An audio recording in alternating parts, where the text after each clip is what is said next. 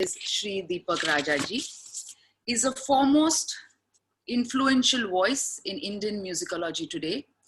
He's a recipient of several awards, some of them being Vasantrao Deshpande Memorial Award, Ashok Ranade Memorial Award, among many others.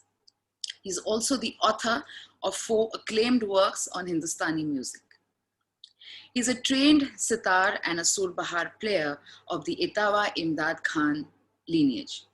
And he holds a first degree in humanities from the University of Delhi and various professional qualifications from IMM's Ahmedabad and the Watford College of Technology. Thank you for coming here, Deepak Kaka. It's truly an honor. Thank you for giving your time this morning. Thank you, Mrinal.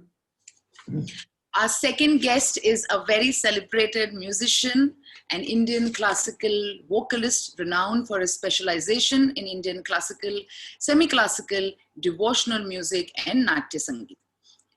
All of you know, you can see him on screen. There's no need for me to introduce him. This is Mahesh Kare. He's also won India's National Film Award as the Best Playback Singer for his classical piece in the film Katyar Ka Azad Ghusli, as you all know, has been extremely popular, and he has firmly established himself as the face of Indian classical music of the new generation. Honed in the Gurukul system of learning from the legendary Pandit Jitendra Abhisheki ji, he has an illustrious pedigree, and his thrilling performances bear this out.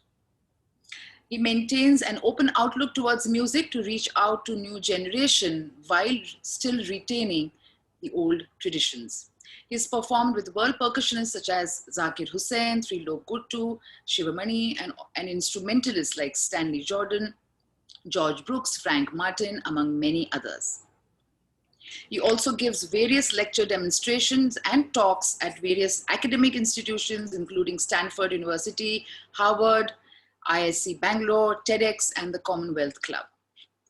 Mahesh is also the founder of Indian Classical Music and Arts Foundation, a non-profit organization focused on preserving, nurturing, and celebrating Indian classical music. He's also a teacher and an inspiration for a motivated student body of more than 150 students in the San Francisco Bay Area. Thank you for being here, Mahesh, for giving your time, for both of you, for being here with us this morning. And let's begin on our webinar. Today's topic is, as Mahesh has said last time, that he wants to talk about celebrating music as a source of joy, and what their journey has been from him. Deepak Kaka, over to you. Thank you very much, Pranal. Mahesh, as we all know, is a very successful musician. He's a very versatile musician, but not many people might know that he is also a thinking musician. And he's, of course, a jet-setting, globe-trotting musician. So I hope we can explore today with him several aspects of his personality. I'd like to ask first a very simple, a very basic question. Mahesh, I have found that there is no community anywhere in the world which does not have its own music. None, even the most backward community, most primitive communities, tribal communities, they have their own music. And of course, they have their own language. So what does music do for people? And how do you explain the fact that music is so essential to life almost anywhere on earth? First off, thank you so much, Bridalji, for the warm welcome and an elaborate introduction.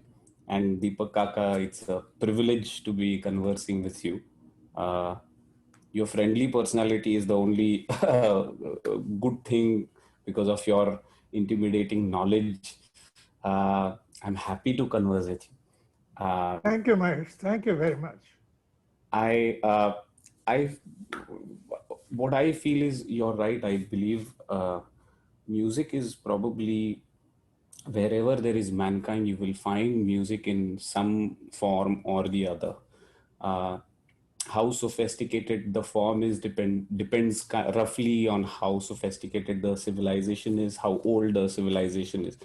The reason why I think it is music is probably a natural extension of the expression of your emotions, simply put. I mean, if I were to be a little more elaborate about my emotion, uh, two ways to think. It's like a bridge between the well formed thought and the emotion. So, right between where you actually start expressing yourself, you find that music lends itself as a better expression to express your own emotion. And then it does a balancing act. Sometimes you express joy, and that may be found by rhythmically banging around, or you express sorrow by having a very um, pathos or melancholic melody. But I think it exists everywhere. I think it is probably a necessity to the not only mental but also the physical well-being of human race. Is music science or an art? You had some thoughts on that.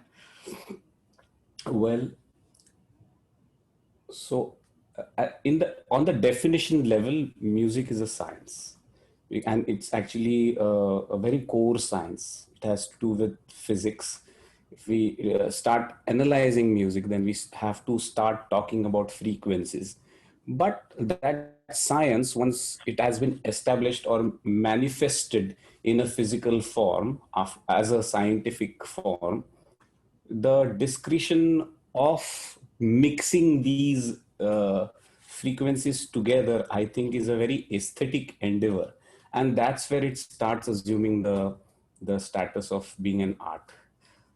So maybe we can call it as a scientific art, because everything has I'd like to call it, it's got some order within chaos. You always find, no matter how abstract the music is, like our classical music, it is always guided by certain core principles.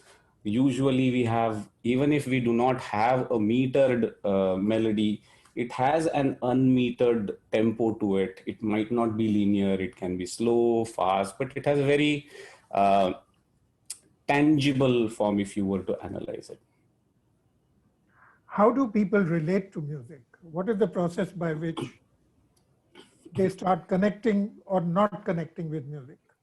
Uh, so I would like to give two, simply put, I feel the way you connect to music, there is a scientific and then a non-scientific answer to it. So if we were to talk about music and brain, so roughly our brain has four subparts. So there is an occipital lobe, which is in the back, and it projects, when if you were to close your eyes and listen to music, it kind of, in performer, it projects a certain kind of imagery that relates to music. Then there is a frontal lobe, which is kind of here, which analyzes the musical content, and it might be, like what rag is playing, or what key it is playing, and what instrument it is playing. Then there is a parietal lobe somewhere here. So the parietal lobe actually engages in the act of performing music. So if I were playing an instrument, the haptic touch of the instrument would be in the parietal lobe. And the temporal lobe is the most active as far as the music analysis is concerned. Then there is something called as I know I'm kind of sounding too technical, but I don't get a chance to share these things otherwise. I might as well. Why not? Why not? I'm sure many of our listeners are gaining new insights. It has been my newfound interest when you cannot sing actively as in the conventional medium of performance, then you want to explore music in the different dimensions while you wait to be performance ready again. So there is this limbic system which is beneath the cortex, somewhere around here, and that actually system is responsible for our emotions and memories and the autonomic reactions, which are like the heart rate, the breathing, or the digestion, for that matter. And it is there are scientific research that has happened, and it has proven that music has a way to engage all these different facets of our brain. And to me, I think it is fascinating because then it means that just like in yoga, we have a pranayama, a breathing practice where we try to breathe in a way. Mrinalji would attest to this because she is into yoga. You breathe in a certain way that you actually try to control and regulate the way the body functions. So if you breathe the proper way, it's supposed to bring your heart rate down, your blood pressure down.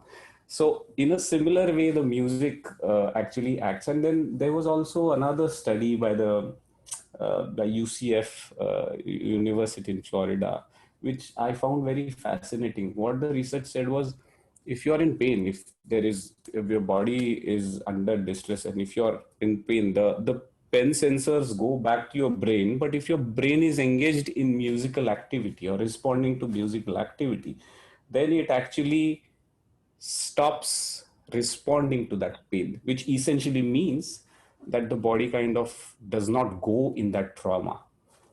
And on the other side, so there are different, I don't want to get into too many scientific jargons here, but there are many things that are related to brain where music helps us to bring in the rewarding or the happy state, so to stay. And hence that happy state they they help release the right hormones, uh, which are known to avoid stress. So that is, and the explanation can keep on going more detailed with finer places in your brain. But that's why music is essential. On the other side, I think it is another research, and that's probably my headway. Music also is very proven to be very addictive. The same part of your brain that actually is responsible for forming an addiction of cocaine also finds an addiction for music. Oh, So nice. in that, it is a very beautiful addiction. I mean, if you can replace all the substance abuse addictions with music, I think we would be in a really, really beautiful world. And hence, if it has such a chemical, real anatomical reaction of the body and the mind, then music must be really, really essential to us. And the way I look at these scientific studies is kind of attesting what we at a human level experience but are not able to express. On a core level, I mean, if you were to ask me personally, music is that companion that you don't have to lose. It is with you. You are in complete control of that companion. You can just converse with that companion, sometimes by singing to it, by thinking about it, by talking about it. And all of these actually have, there was an interesting study at Stanford where they did an experiment on older age group, 65 to 80 years. And what they figured is, even if and they were actually made to learn piano for, I think, 3 or 5 months, I'm not very sure. At the end of 3 to 5 months, their happiness quotient was studied.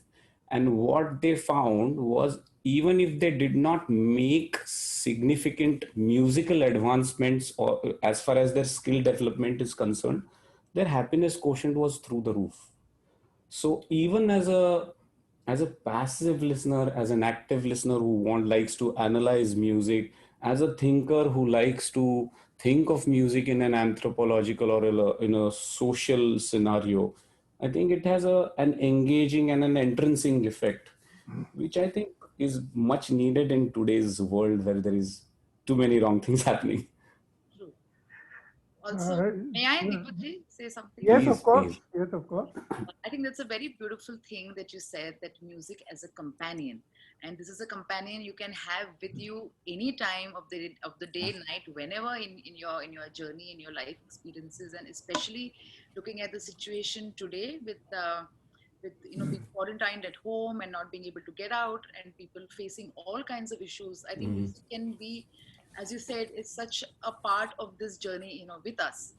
um, Also, just coming back from the brain into the lived experiences of the body, what has been your relationship with music since childhood? Because when we spoke last, you also mentioned you learned as a child from your mother, and you've had that mahol, that whole bringing up. So when did you feel that you felt that this is it, or I just love singing, or just being in the whole atmosphere of this music? It's very hard to actually nail it down, but music has been to me like a chocolate sa bangla, the most desirable place. Because I don't know, I cannot remember or think of any emotion that has taken me away from music. I have always felt, in whatever emotional state I have been, if I'm happy, I want to be with music. Even if I'm sad, I want to be with music. Even if I'm bored or unmotivated, I want to be with music. If I'm motivated, obviously, I want to be with music. And in that way, it has truly been a companion.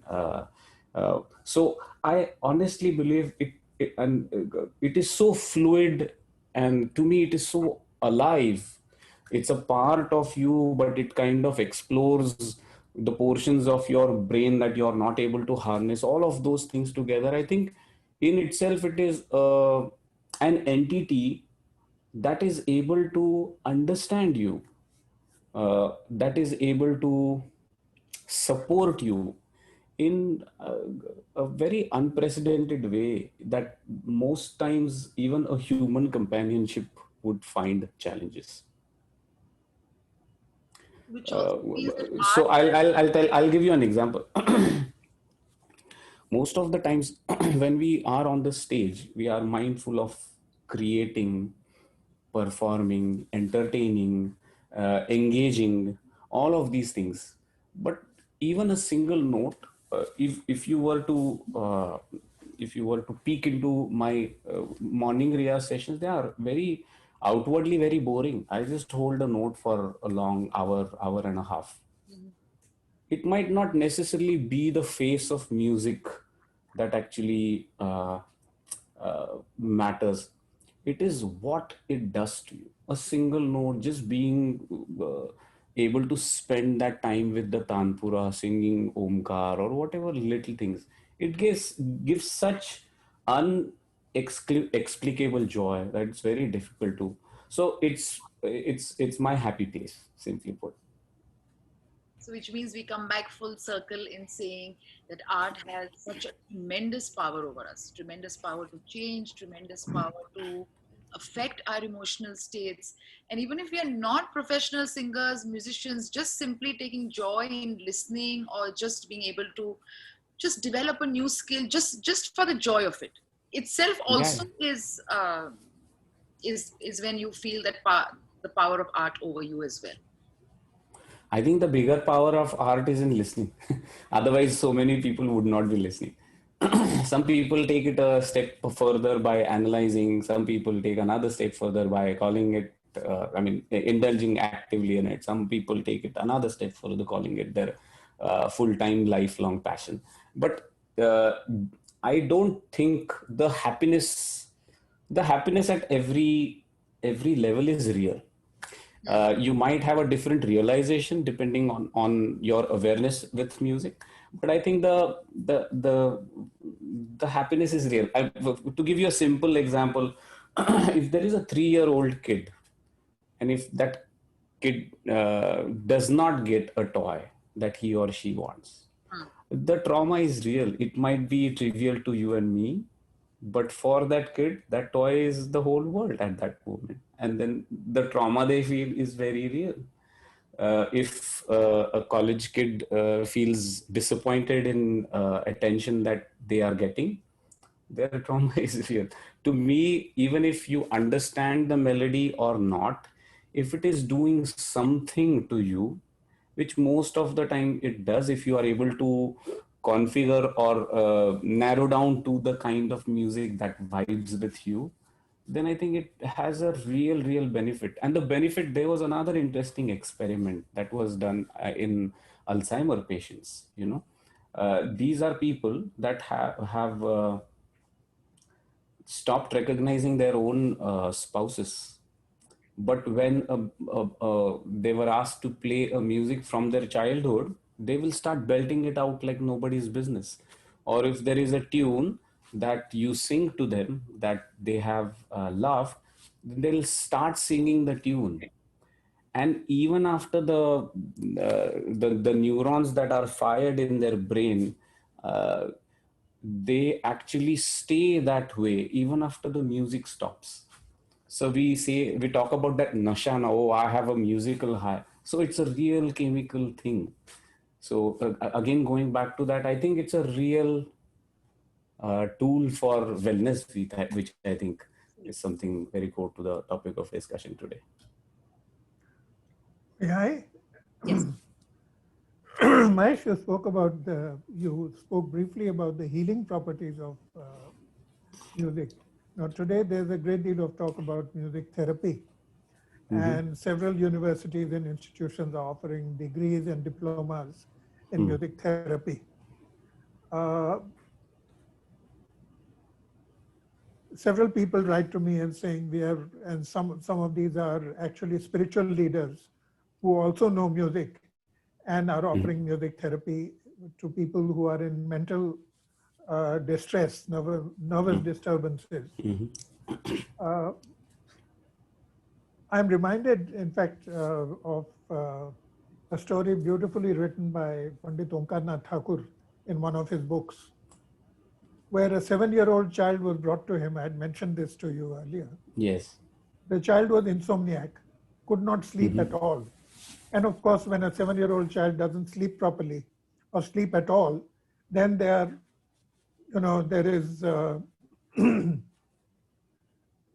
disturbance of the digestion, there's a disturbance of behavior. So the parents were very worried. And Omkarnath ji was quite knowledgeable also on Ayurveda. So they brought the child to Omkarnath ji. Omkarnath ji said, I can't give such a young child medicines. Let me try music. And for 7 days in a row, he says, please bring the child to me at sunset time. And he sang to the child, very leisurely, slow alap in Puriya. And after 7 days, the parents reported the child was sleeping absolutely normally. And his behavior had turned normal. It lost the violence that was evident because of loss of sleep. Now, he never claimed scientific importance for this, but this remains scientifically, to my view, a slightly vague area in medicine. You have any thoughts about this? Do you think this discipline has a future? I think, I mean, I'm not an expert to be able to predict the fate of the future, but I think it's certainly something valuable enough to research on. Because if you look at it, you are a follower of astronomy, but our yogis had calculated the distances of all these different planets, which were disagreed upon by science, but then later they have started to converge. There is a bunch of, so Ayurvedic medicine, it has to do with this Nadi Soshodhan, which kind of is like customized medicine. If you look at it, it's actually for you after diagnosing your exact state. So instead of giving a generic thing that balances the chemical, it is an exact, I think, remedy. There is a lot of, I mean, I'm a huge admirer of science, but I think there is so many things that we still do not know. Science cannot answer everything. We do not have a cure for many diseases. We do not have answers for a few things yet. We do not know how to travel to Mars, for example. Similarly, I feel I'm not exactly sure about the percentage of the brain that we use, but I think it is 1/7 of the brain that we use. So there is the 6/7 part of the brain that we do not know how to use. Okay. But if there was again, there has been a research which says the interlobe connection is facilitated by by music, and then there is something called lucid dreaming where you can actually uh, try to control your dreams or try to harness your dreams and all of that. And there is a scientific research. I think it definitely won't hurt, and I'm a huge proponent of innovation.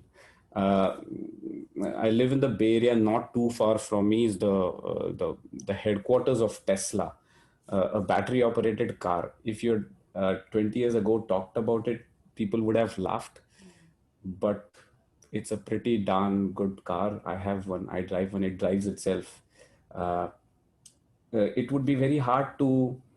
There's something else that Elon Musk is trying to do. It's called Hyperloop, where you dig into the earth and it it it it it, it facilitates travel at a super fast speed. For example, he has proposed that a journey from San Francisco to LA, which is approximately 300 miles of distance, would be done in half an hour, and San Francisco to New York, which is thousands of miles, would be done in an hour and a half. While we do not have a proof, but it is reasonable to believe for a guy who has sent satellites into the space, created a battery operated car. I mean, it's a worth endeavor. If it can be done, it should be done. I have also experienced as a performer many experiences that people come and share with me. If we were to believe their experiences, then I think there is some kind of uh, quality that does not meet your eyes or your brain. It does something beyond. There was a message that I got where was written by a father who said, "My child has cerebral plasty, and he has been your music has been a part of his recovery, and he responds very well around your music." And there are so many different messages that I keep getting, which are anecdotal evidences. However, to create a proper remedy, you will have to scope into scientific research and have a very focused solution. But I would encourage a research in that area. Coming back to the high that you feel after listening to a great music performance, I remember witnessing one of your really full, complete, energy-filled performance in Baramati Sharda Utsav. Oh, Okay. yes, yes. That was just absolutely, I think everyone was just so much pin drop silence, and you could just feel that energy pulsate Yeah. the entire auditorium. So, what is your experience like when you are performing and you also make the crowds, you made all of us also sing with you? I saw you were all singing on my left. So all of us, Uh, Sura, first row people were also singing, with you just for the joy of that. But we felt so connected with you and your music and the way you took us along with you on your journey. We didn't feel left out as an audience. So how yes. does that really work for you? I mean, making people sing, and can you feel the energy of the audience too as a performer? What is that experience like for you? See, I mean, a simple philosophy: if you like something, you should share it. So sometimes music can be I sing and you listen to me kind of a sharing, or I want you to sing with me kind of a sharing. I like to do both. Uh, and there is a reason I try to do it, because one, when I was growing up, the representation of the youngsters what not was not close to what I have in my audience now. And if music in Indian classical music has touched them in some way, I would like them to touch the music back. And singing music has a completely different realization than listening to music. And if you were in the audience and if you actually sang, you would know what that means. And also, singing together, I realized this, it doesn't matter. You mentioned that you did not sing. I mean, there were many in the audience that were not holding the tune properly. But if you were to observe this thing, when we attended school, we used to all sing Jana Gana Mana Absolutely. or Vande Mataram. And by and large, it converges, right, in tune. It does not sound cacophonic. Yes. It sounds nice. And I trust people. I don't know. I feel if you have extreme trust and faith in what you're doing, it ends up. I've done a few experiments based on this trust and faith, and they have done really well. Deepak Kaka will be able to appreciate this. I think it was a early morning concert on a lake in Thane, and I was singing Madhyalay Bandish in Ahir Bhairav in Jhaptal. So most of the audience will not know the exact definitions of what an Ahir Bhairav is or what Jhaptal is. But uh, I don't know why I felt like doing it. I taught them the refrain, the mukhada of the bandish. And then I asked them to sing it. And they sang not only in the pitch, but also in meter. Because that happened, I went another step where I said, it is just going to be a musical conversation where I'm going to sing something and you have to respond back with that refrain. When you think I'm done singing, you should come back with that refrain. And lo and behold, they actually were able to catch the mukhda almost every single time. So that's a testimony that, and the excitement, you generally, how I feel, the excitement catching a mukhda from a spontaneous spurt of alapi is almost like skiing. You Yes. are in control, but you are not in control. You are in control, or riding fast. You kind of are in control, but it is very thrilling. I think that thrill, um, I want the audience to experience it.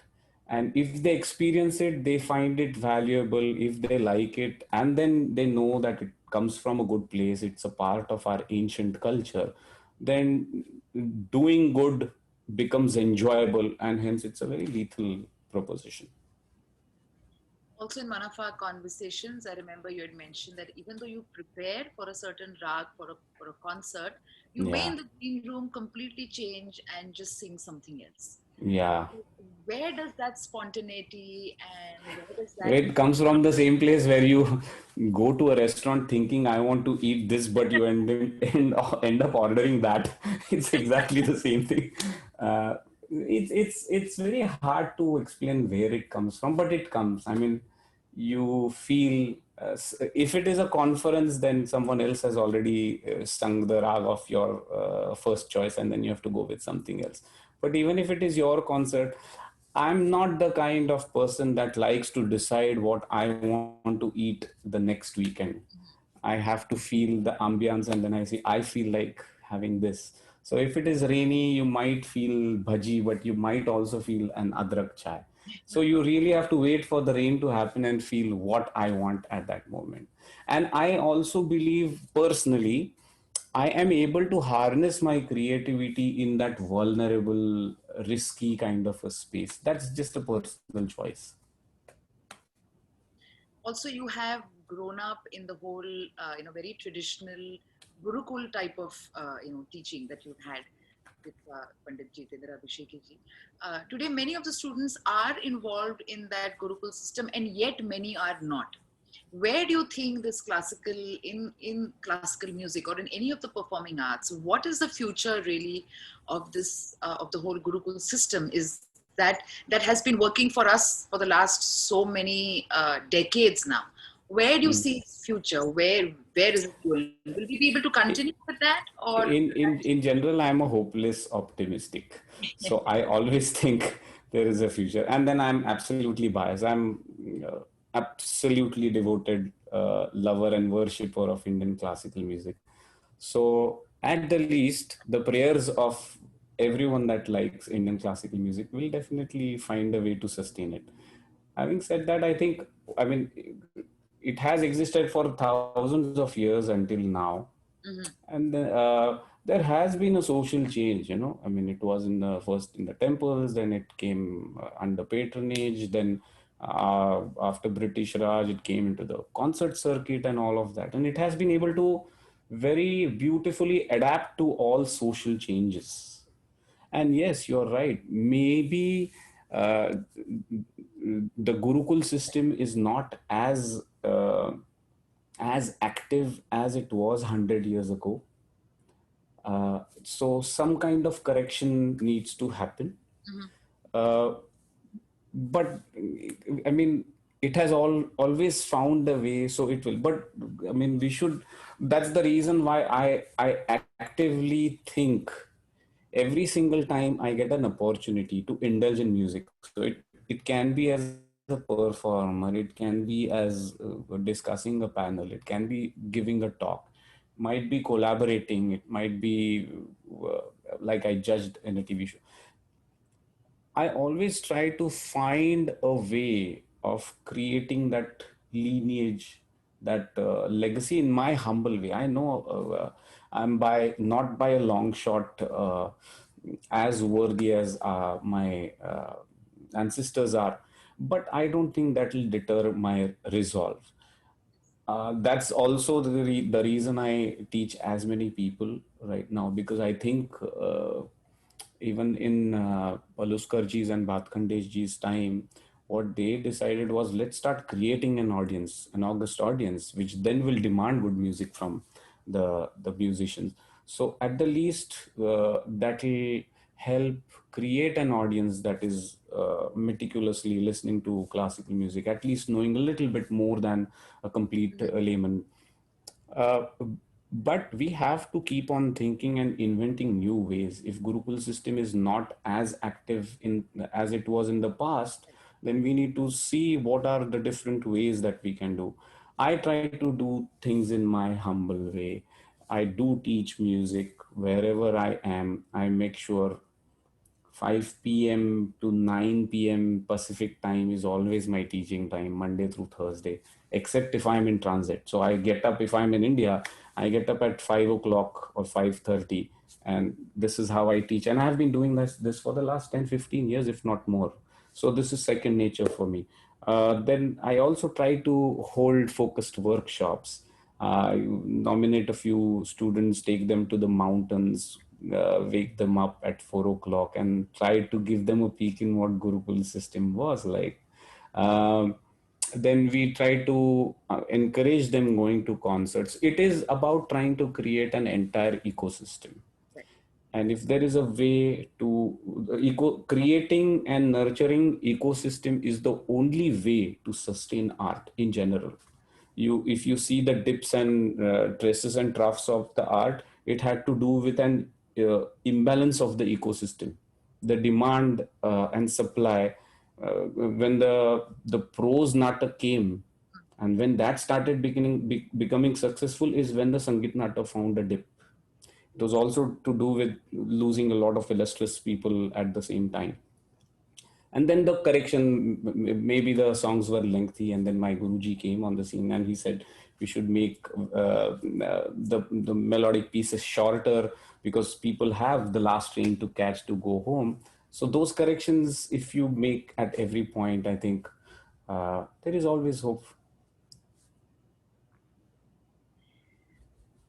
You have sung right from devotional music to Natya Sangeet to classical music. How do you manage that balance between all of these three? Because I'm sure the whole aspect of classical, devotional, spiritual is different. How do you maintain that, and where you feel a kinship more? What is more closer to you? Because now that you're also singing on stage and you're also with Katyar has been such a huge success. I'm sure everyone demands that you sing some of its well-known Yes, songs. Where, yes. where what is your most preferred? What is your comfort zone, and how do you balance? It's it's very hard to put a finger on one single thing. In general, I find myself dwelling and feeling happy in an impulsive improvisational zone. Mhm. So that zone you can have in a Vilambit Khyal when you're doing Alapi. but Right. also in trying to escape in abhang. In Natya Sangeet, I think you also get a lot of places to detour and do that kind of exploration. Same about Thumri. Thumri is very inspiring, where you are allowed to go beyond the constraints of a rag and escape into beautiful zones. And I love to kind of drift. So you are not lost until you are not trying to find your way back. And I like to be in that zone where you are aware that you are kind of drifting, but you have a sense of where you go back. So that is what I enjoy the most. I think this zone is where is the most creative zone. That is where Yeah. the sense of drifting and coming back, and yet having complete Yes. control on that coming back. There's a bhan asana. Yeah. And even if it is not, if you don't have complete control, see, the way I look at it is, I mean, there has been, not that you should make mistakes, but I think mistakes should not deter uh, your impulse to be creative. Yes, by and large, you want to on stage make sure that you do a decent job, make sure that you hold most of your notes and tal. But I think even if you're trying koshish, as you say, koshish, even if your koshish is very honest, that honesty always finds rewards in different ways. Very true. Very true. Irada is the most important thing. Yeah, intent, exactly. Irada is what, and I mean, uh, there are all this conventional wisdom, but I don't think you can make true justice to not just performance, but to yourself, unless you are able to express that raga as your own. You know, I mean, unless you're able to sing your emotion, Absolutely. how good is the frequency part of music? It has Not at all. that sanskar, or that झळ म्हणतो ना आपण. It has that warmth of the intent, warmth of doing something very passionately, and that has been, I think, my forte. I am very passionately curious about drifting and trying to find myself back. The intent brings me to the short discussion we had a few days ago, Mahesh. Yes. See, you are singing all over the world. We discussed about how universal is music. You said music is a universal language. And yet in music, in every music, there is something that is uniquely domestic. Right. Carnatic music has something that is uniquely Carnatic about it. Hindustani Yes. music has, and when I listen to Arabic music, some of it sounds besura to me. Yes. And when I listen to Chinese music, I say, यार इसका ताल लय समझ में नहीं आ रहा है. You know, there's something I don't get about music, which is not mine. Now, you are singing to audiences all over the world, which means that you're doing something to dilute the domesticity of that music. Yes. Yes. How do you make that effort? What kind of devices do you use? What kind of strategies do you use to universalize your music? It's a wonderful question. One, I think, there is only one primary language in which you think. Okay. That language depends on the mother tongue. Usually it is the language that you have spent most time with. मला असं खूप strongly वाटतं, because all of us have that syndrome, that have a तालीम in classical music. We have a very strong चष्मा of classical music. Now, if with that chashma we see a Hijaz maqam, then we will say कि अरे तो त्याचा ऋषभ अगदीच काहीतरी विचित्र लागतोय. It doesn't sit well in our expectation. So I try to keep myself vulnerable. That's the only thing you can do. Yes, as you said, you want to water it down. Manje, I mean, just like if there is a guest that does not eat spicy food And if you are from Nagpur, then you might want to water it down a little bit. That does not mean you're changing the recipe. So so what I try to do is, it is just trying to have an honest, meaningful conversation, or having an honest, meaningful dialogue where you are trying to share the beauty of Indian classical music by making it easy enough to the audience without moving the core of music. What that simply means, if I'm singing Yaman to audience here, my my Jumra always has 14 matra. It will never have 15 or 13 just because I'm singing to someone.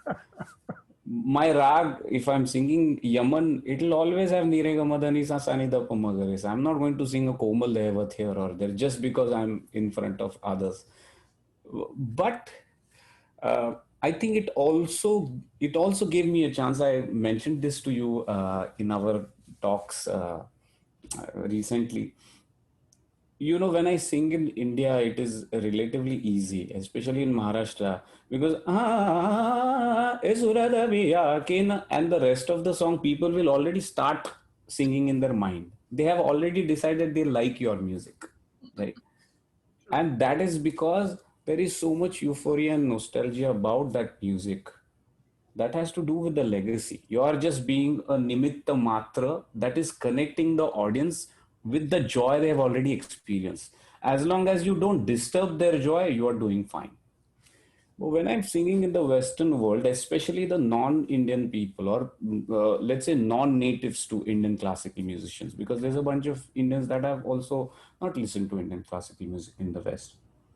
To me, the challenge is, because you do not have any of these popular pieces on your in your myan, that you have to just rely on going inward and dig deep into what is the universal aesthetic. That's why the reason I think what I feel music is universal and personal at the same time.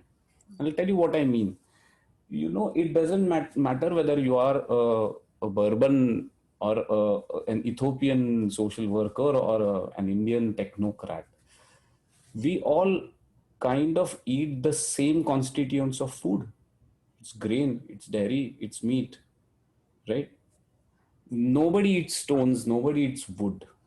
The way they will put the spices, mix the spices, and hence the food will taste different. That spices is where they are making the choice and personalizing. But I think the raw material as the ingredients to me is the universal part of music. And somewhere within the daira of my classical music, I I always am on this conquest of finding universal aesthetics within that.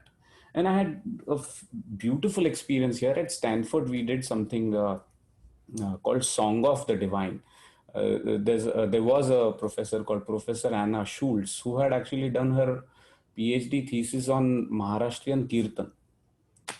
She lived in Pune, Naradiya Shikshan Samstha. She learnt Kirtan properly. And in a Bhaskar Chandavarkarji had actually introduced me to her in early 90s when I was still a student, saying you should meet her. And then we reconnected here at Stanford because I went to attend her lecture. We just discussed, is there a comprehensive, entertaining performance on what is Kirtan? The answer was no. It is still very esoteric. It is done in a very, in a zone where there is a lot of presumption of knowing Saki, Dindi, Arya. Nobody unfortunately knows these. Marathi Vrutta, nobody knows.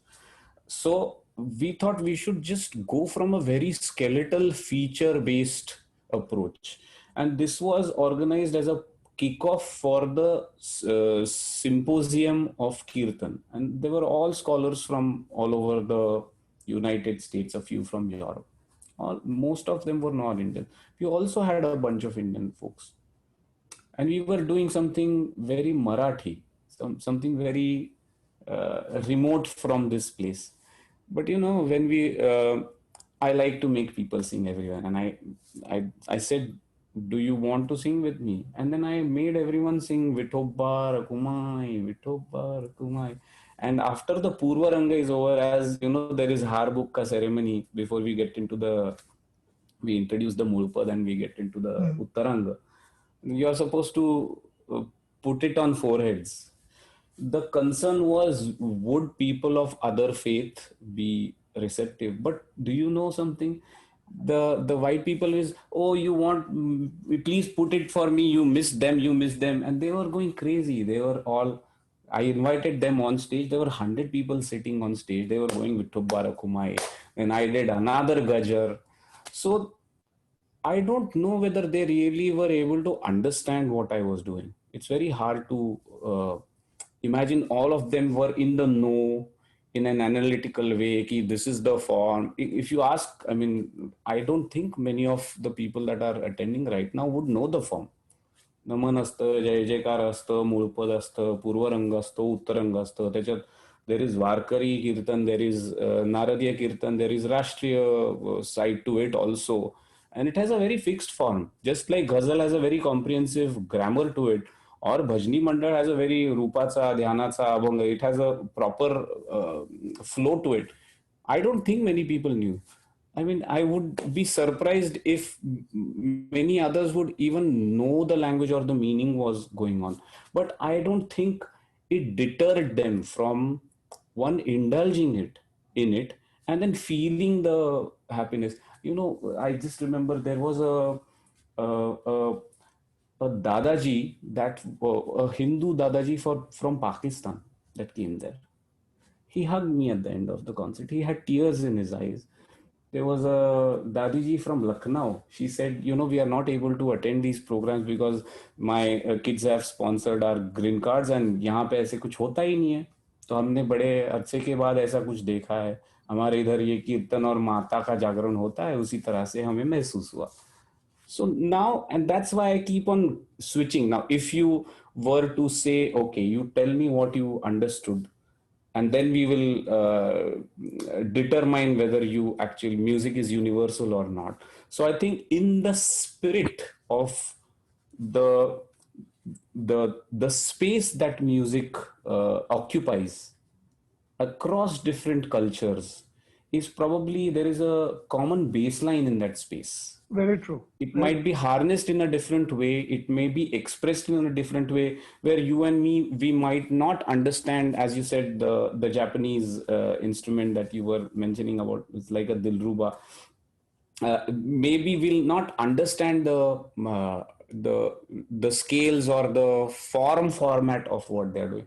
But perhaps if we stop trying to analyze it and just try to let it affect us, then maybe there is a potential to at least get something. I'll again share another example. I was in a Middle Eastern grocery store. We wanted to buy hummus, and there was a song. I didn't understand that song, but I was completely beholden. I was holding my basket, and I was like, this is amazing. I went up to the counter and I asked the lady, what is this? And she said, this is Iran-e Sarai Omid by Shahjariyan. Then I went आणि पारायण करतात ना तसं मी पारायण केलं. मला काही कळालं नाही त्या गाण्यातलं. नंतर it turned out it was written in a very in a revolt against some ruler or whatever it was. That didn't matter. That didn't matter.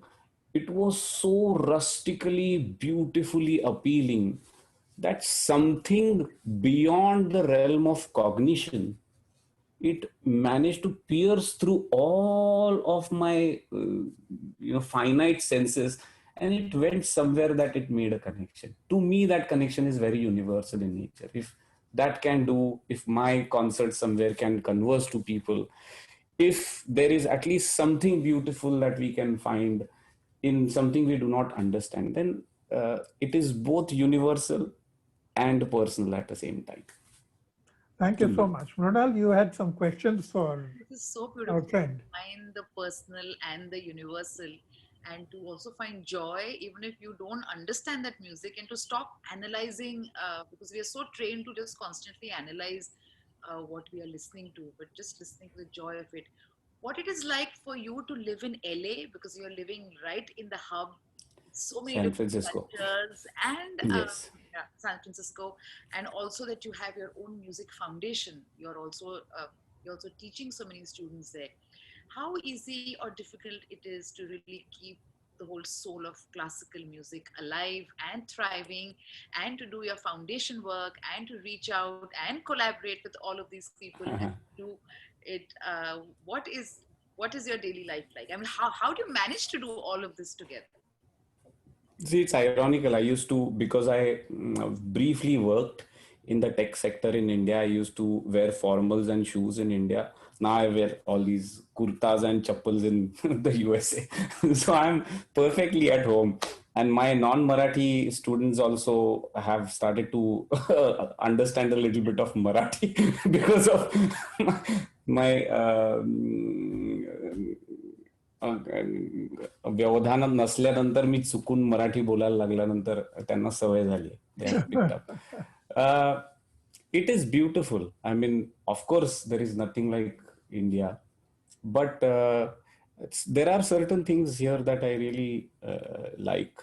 I mean, being in San Francisco, we actually, what do you think? We just played a song together for Indian Consulate for Gandhi Jayanti. And I was able to do that piece with Zakir Hussain ji, and Kala Ramnath ji. So, would you believe that all the three of us are in San Francisco making Indian classical music and celebrating 150th birth anniversary year of Mahatma Gandhi ji? So in that way, I think, it really matters how much of music you have in the depth of your being. That's how much is matter. I mean, if you look at it, there are many people even in India that don't indulge with music on such a day-to-day affair. But if you surround yourself with the life you want to live, it eventually works out. So I have a bunch of students. My wife is a trained classical vocalist. She also has learned dance. She works for Dolby Labs.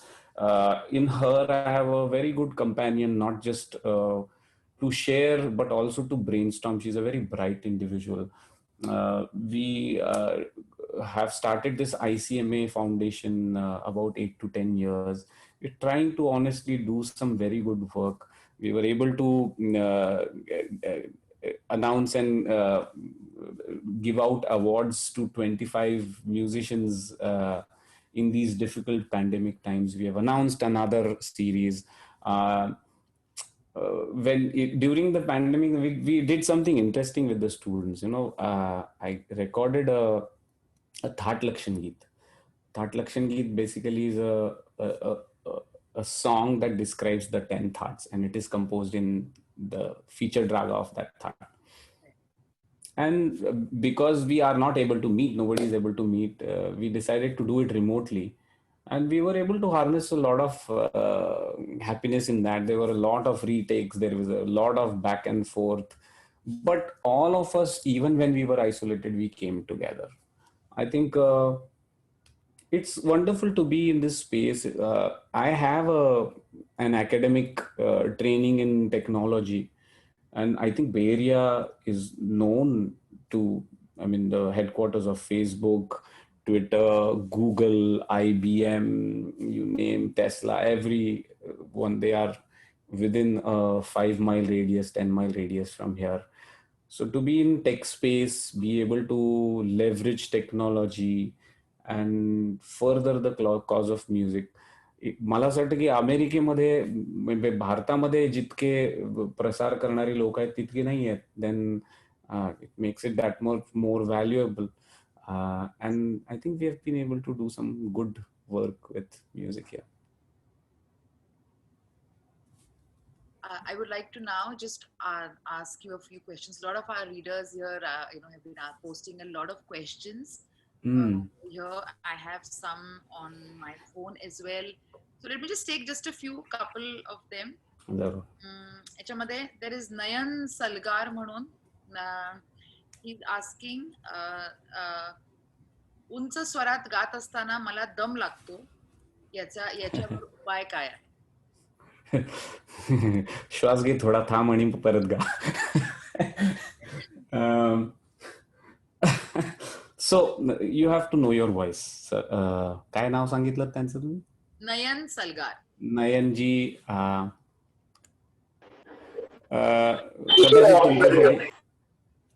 कदाचित तुमच्यासाठी तो जो कुठला स्वर आहे तो उंच असेल. थोडं खाली करून गायचा प्रयत्न करा. आणि तुम्ही आता प्रोफेशनल गाणारे आहात का नाही मला माहिती नाही, पण नसाल तर मला असं वाटतं ना की the focus should be on the real happiness that the tune creates, and the tune will automatically find a way to correct itself. खूप जे चुकतंय त्याचा त्रास करून घेऊ नका. जे येतंय त्याचा आनंद माना. तो आनंद तुम्हाला बरोबर त्या सुरेल ट्यून कडे घेऊन जाईल. Another question is from Bhagyashri. How do you manage to stay positive when people say negative comments? See, I don't think anybody really knows yourself as well as you do. त्यामुळे I don't get too elated by words of praise, or I don't get disappointed with criticism. Not that I don't, but at the core, you know what intention you are trying to do. You kind of, because you spend time with yourself more than everyone else, I don't think people who do not know as well as you do will be able to judge you as you can. So you are your best judge. You don't really get disappointed with. Sometimes you think about criticism. It's not that you don't, but at the end of it, कसं आहे, I am seeing things a certain way. मला माझा देव रामात दिसतोय, तर मला तो रामात दिसतोय. दुसऱ्यांनी ज्याच्यात बघायचंय त्याच्यात त्यांनी बघावं. पण व्हॉट मॅटर्स इज माझी भक्ती काय म्हणते, तो भक्त काय म्हणतोय, that matters. And I think as long as that is in the right place, things don't bother you. Absolutely. Our next question is from Kuber. How do you do Riyaz? Riyaz kasa karayचा? रियाज आधी झोप लागेस पर्यंत, नंतर झोप उडेस पर्यंत. कसा करायचा? एका आता अगदी थोडस टेक्निकल व्हायला झालं तर, जेव्हा एका दर्जाच्या आनंदाची कन्सिस्टन्सी तुम्हाला परत परत करता येते तोपर्यंत रियाज करायचा. आणि आपल्याला येत असलेल्या गोष्टी परत परत गाण्याला रियाज म्हणत नाहीत. ज्या येत नाहीयेत त्या गोष्टी सुट्ट्या करून फक्त गळ्यातनं उमटेसपर्यंत नाही, तर त्यातला आनंद आतमध्ये वाजेसपर्यंत तो रियाज करणं गरजेचं आहे. असं मी काय कसा करतो सांगतोय. एरवी बाकीच्यांनी कसा करायचा मला ठरवता येत नाही, but this is how I do it. Many people are asking, how can they participate in your online classes?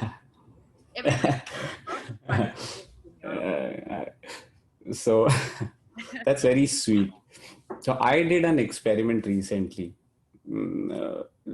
Honestly, I am very passionate about teaching. माझा पिंड गाणाराच आहे. म्हणजे I know I thrive the most when I'm singing.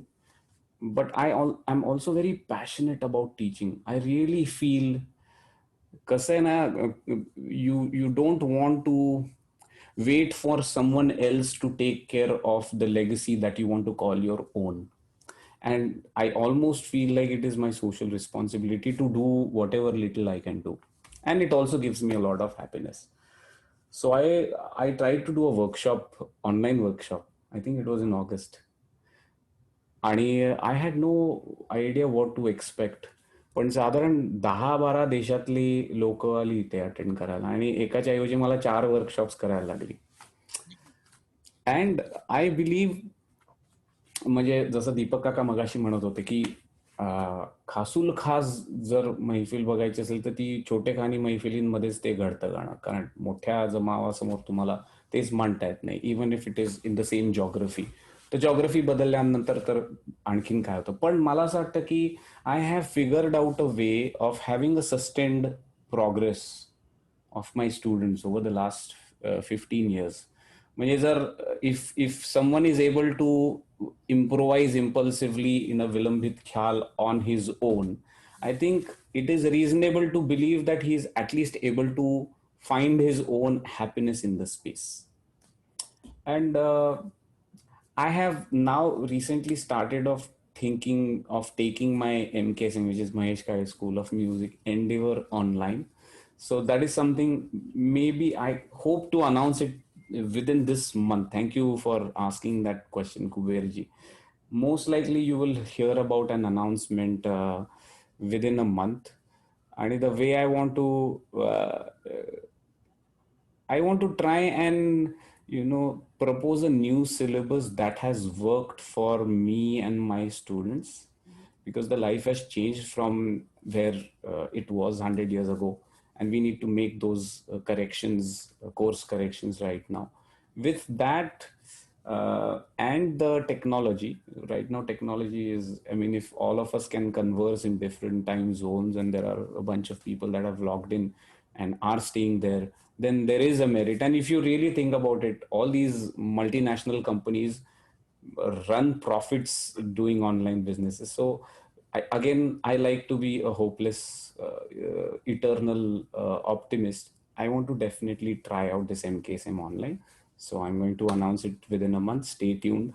माझ्या Facebook वरती, on my Twitter, Instagram, I will post. And hopefully in Sakar also I will post an announcement. Wonderful. All the best for that. Deepak ji, we Thank have still time for a last question. That's it. I'm delighted to be a part of this. And thank you, Mahesh, for very patiently going through my painful questions. No, not at all. And Not at all. thank you very much, Brunal, for giving me this opportunity of talking to Mahesh. I've interviewed a lot of musicians. This has been a unique experience. I hope it is unique in a good way. Unique is Absolutely. a double-edged sword. But No, before there, Mahesh, if there's any anecdote that is stuck to you, any particular memory of any performance? No, I also want to, म्हणजे सोपस्कार म्हणून नाही, पण I really enjoyed the process of this whole webinar. To me, interacting with Deepak Kaka has been an absolute highlight. You have been very kind, patient with the whole process, making sure that it seamlessly flows through. And I hope to continue keeping in contact with both of you and trying to find meaningful solutions to challenging questions in the future. please do look me up when you are back in India. Absolutely. I'll take you up on that offer. Thank you very much. Any Thank you. parting words before we end? Any parting words? Especially we are in a pandemic, we are quarantined, all of us are home. As you said, music can be a source of joy. Music is our companion that we can have at any time. Just any thought that you would like to share? One I want to, this has probably been the longest that I have been away from my audience. And I assume at least a few of these, are they able to type their questions or comments or anything? Yes, you will be able to see in the Q&A. Acha. So I do not see all of you. मला तुमचे चेहरे दिसत नाहीयेत. पण I try to imagine that you are there. मी माझ्या मैफिलीमध्ये बसल्यानंतर कधी कधी अंधार असतो, तो मी लाईट मुद्दाम मोठा करून तुमचे चेहरे बघायचा प्रयत्न करतो. तसंच इमॅजिन करा, मी अत्यंत आतुरतेने वाट बघतोय to come back and start performing. It's a very difficult time. There is a lot to complain about, but there will always be a lot more to be grateful about. One, the fact that we are still breathing the air is, I think, something to be very grateful about. It's Wonderful. like a situation in war where bullets are flying. तो कोरोनाची गोळी कुठून कुणाला लागेल माहिती नाही. आपण सगळे भाग्यवान आहोत. आणि please only attract happiness, only stay around what makes you happy.